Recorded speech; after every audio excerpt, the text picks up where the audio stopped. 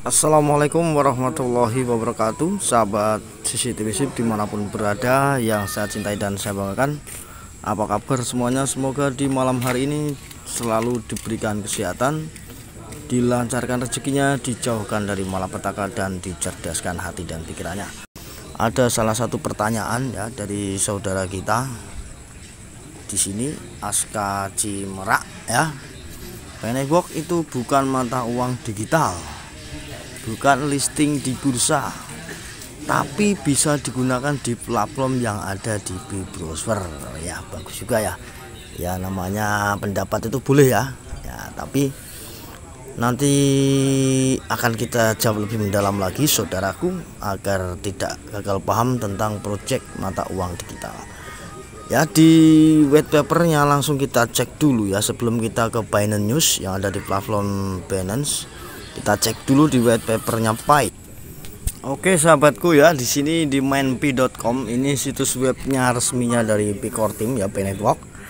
Jadi di sini jelas sekali ya, mata uang digital pertama yang dapat Anda tambang di ponsel Anda.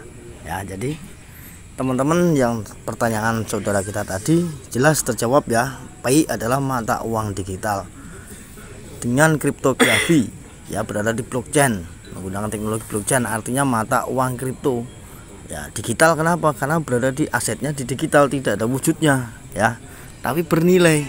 Nah, kalau saya bacakan lagi nanti kita akan belajar mengulang lagi dari nol lagi ya, 2019 2020. Kalau saya rasa teman-teman sudah paham semua ya, agar lebih memahami lagi, tidak gagal paham. Terjawab sudah ya. Kita langsung menuju ke Binance saya. Kita ada informasi yang menarik sahabatku ya. Binance juga sepertinya melirik, dari dulu sudah melirik ya, dan sudah siap memberitakan Pennyworth, artinya dia siap-siap meminang Pi, kan begitu sahabatku ya. Oke ya, kita coba lihat. Oke ya sahabat ya, ini di platform Binance, di akun Binance saya. Di sini ada major announcement ya, kita coba cek. Di sini ada major announcement. Jadi bullish banter menyatakan pengumuman utama ya, persiapan untuk mainnet jaringan Pi. Berita luar biasa baru saja masuk. Peluncuran Pennyworth mainnet yang akan segera dilakukan menciptakan gelombang dunia dari mata uang kripto ya. Kalau kita baca ini banyak sekali ya terkait dengan pertanyaan sahabat kita tadi ya.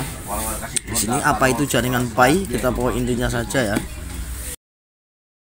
Baik, saya lanjut ya. Di sini apa itu jaringan Pi ya. Pennyworth adalah proyek mata uang digital terdesentralisasi yang berupaya mendemokratisasi proses penambangan melalui aplikasi seluler yang mudah digunakan. Jadi ya, ini teman-teman sahabat, di sini jelas sekali, di sini adalah mata uang digital ya. Kemudian di sini tidak seperti mata uang kripto tradisional. Tradisional itu apa saja? Bitcoin, Ethereum itu masih menggunakan Web 2 ya. Penambangannya masih mahal, biayanya menggunakan peralatan komputer yang cukup memakan biaya dan energi ya. Tidak ramah lingkungan, yang memerlukan perangkat keras berkinerja tinggi untuk menambang ya. Pi memungkinkan siapa saja yang memiliki telepon pintar untuk beroperasi ya. Di sini jelas ya, menggunakan model proof of consensus unik yang menekankan inklusivitas dan penambangan yang digerakkan oleh komunitas ya. Makanya digunakan handphone perorangan KYC. Adanya KYC itu perlu apa? Supaya tidak ada akun ganda ya. Makanya sangat selektif sekali. Di sini ada rincian pasokan token ya.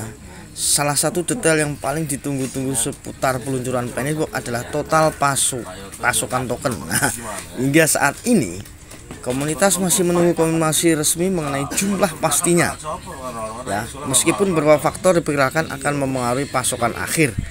Nah, pasokannya apa yang sudah migrate itu ya, nanti setelah di open mainnet total pasokannya berapa yang migrate kan gitu. Yang di hold kan ada datanya semua ya, kemarin sudah kita bahas ya. Nah, pasokan yang beredar, volume token Pi yang akan tersedia setelah mainnet aktif. Nah, jadi nggak harus 100 miliar koin itu langsung open mainnet, enggak ya. Jadi yang ada saat ini sekitar 4 miliar koin, itu pun di hold, master kunci ya. Yang terbuka hanya 1 miliar sekian koin gitu ya. Oke ya, di sini juga ada token terkunci ini nomor 2 ya. Banyak pengguna memilih untuk mengunci Pi mereka untuk staking. Ini fungsinya apa? Membantu mengamankan jaringan agar nilainya tidak langsung turun anjlok ya, terkunci. Ini akan membatasi akses ke sebagian token selama beberapa tahun. Nah, jadi ini bertahap ya, nggak harus 100 miliar langsung gitu. Kadang-kadang pemikiran kita, wah 100 miliar kapan nilainya berapa, paling 0,0, itu salah ya. Ini lain dari kripto tradisional ya. Kemudian hadiah penambangan, nah memberi hadiah kepada penggunanya berdasarkan tingkat aktivitas mereka, yang berarti jumlah token yang beredar akan dikaitkan langsung dengan jumlah peserta aktif dalam ekosistem ya. Proyeksi awal menunjukkan bahwa total pasokan Pi dapat mencapai puluhan miliar, tetapi angka sebenarnya hanya akan diketahui seiring berjalannya mainnet nanti ya. Nah, ini perkiraan harga token Pi ya. Dalam komunitas Pi ada antisipasi yang berkembang tentang potensi nilai token Pi tersedia untuk diperdagangkan ya, karena Pi masih dalam tahap pra-mainnet ya, tahap pra-mainnet. Oke ya, paham di sini ya. Kemudian kita lanjut di sini, keterangannya menyatakan ya, faktor kemungkinan akan mempengaruhi nilai pasar. Nah, faktor apa saja? Nah, ini 1, penawaran vs permintaan ya. Mengingat banyaknya pengguna yang sudah memegang token Pi, keseimbangan antara penawaran dan permintaan akan memainkan peran penting dalam membentuk harga awal. Nah, permintaan dan penawaran itu harus imbang ya. Kemudian yang kedua, pencatatan di bursa. Kembali lagi, sekali lagi sahabat, kita akan jawab pertanyaan tadi sahabat kita tadi, tetap aja nanti akan ada di bursa ya, tercatat di bursa. Pemilihan bursa yang memutuskan untuk mencatatkan Pi akan menjadi hal yang krusial. Jika Pi ditampilkan di bursa utamanya memiliki reputasi baik, kredibilitasnya akan meningkat, likuiditasnya meningkat, dan kepercayaan pasar pun meningkat. Seperti Coin Market Chat, Huobi kemarin sudah memudahkan IOU, itu menimbulkan kepercayaan investor ya, minat pasar.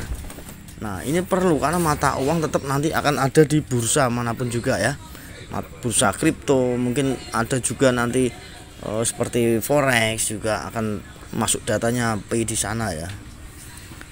Oke, di sini paham ya. Yang ketiga, pertumbuhan ekosistem. Nah, ini penting nih.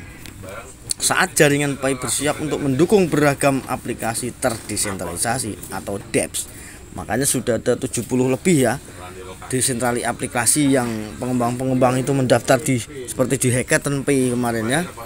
Itu nanti juga kalau saya rasa sebelum opening ini sudah mencapai 100 mungkin ya.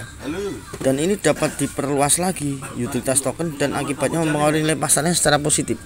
Jadi digunakan untuk gaming ya, untuk pembayaran rumah sakit, alat-alat kesehatan, apa saja mungkin salon, kemudian toko-toko offline ya. Seperti di Korea ya, kita lihat di Korea juga sudah pada menggunakannya walaupun tidak nilai gizi, tapi mereka sudah berusaha untuk memperkuat ekosistem ya. Itu ya teman-teman ya. Di Cina, di Vietnam, bahkan di Indonesia pun ucing-ucingan ya, masih banyak juga yang mendukung juga ya. Walaupun kita dilarang membayar menggunakan rupiah, pasti harus menggunakan rupiah ya. Pembayaran harus menggunakan rupiah, dilarang menggunakan kripto. Itu udah undang-undang. Walaupun teman-teman mungkin ya barter lah ya, barter antara Bitcoin dan barang. Itu semua juga tidak masalah ya untuk mendukung ekosistem. Nantinya juga teman-teman bisa bertukar di BCA atau di Mandiri ya. Itu akan ada seperti dolar. Dolar kan teman-teman nggak boleh bayar pakai dolar ya. Untuk belanja bakso pakai dolar itu dilarang, ditangkap sama Pak Pol ya, nggak boleh, ada undang-undangnya. Tapi kalau teman-teman menukar dolar teman-teman rupiah ke rupiah lalu dibelikan bakso, tukang baksonya sangat senang sekali ya. Seperti itu ya gambarannya ya. Oke, ini masih panjang sekali. Nah, intinya begini teman-teman, kita menyikapi dari pertanyaan tadi yang masih belum paham tentang aset Pi ya. Pi ini aset ya, mata uang juga ya. Jadi intinya itu pertanyaan terjawab ya, itu mata uang digital dan pasti akan ada di bursa ya. Terjawab dan teman-teman tetap optimis, Pi ini jelas akan berhasil 100% ya, 100% berhasil ya, asal jangan ada perang dunia ketiga ya. Kalau perang dunia ketiga kayak mundur nih open mainnetnya. Oke, sekian dulu teman-teman, berdoa semoga diberi kesehatan semua, dijauhkan dari malabaya ya, dihindari dari perang dunia ketiga. Semoga teman-teman menjadi kaya. Akhir kata, wassalamualaikum warahmatullahi wabarakatuh. Salam petir.